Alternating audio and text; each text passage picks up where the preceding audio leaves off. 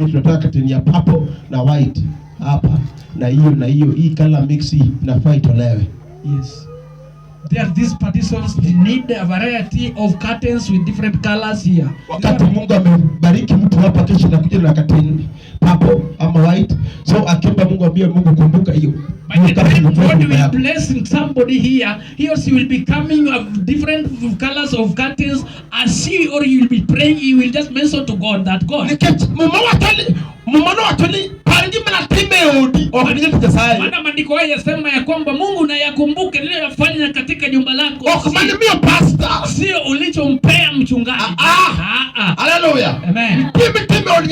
Unataka kutenda nyumbani pa Mungu. Sanuni wadu wa keyboard. Saizi tunahitaji keyboard. Wadi dhika.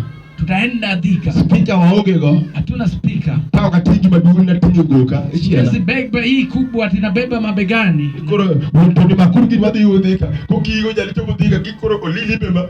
Kwamba baba Tony sasa tusaidiane kubeba hii nzito ati ndio. Ukifika pale utakuwa umechafuka. Unongobiri matito kama aria maraki liro kama ito. Ngamachilo makubali tuwadi.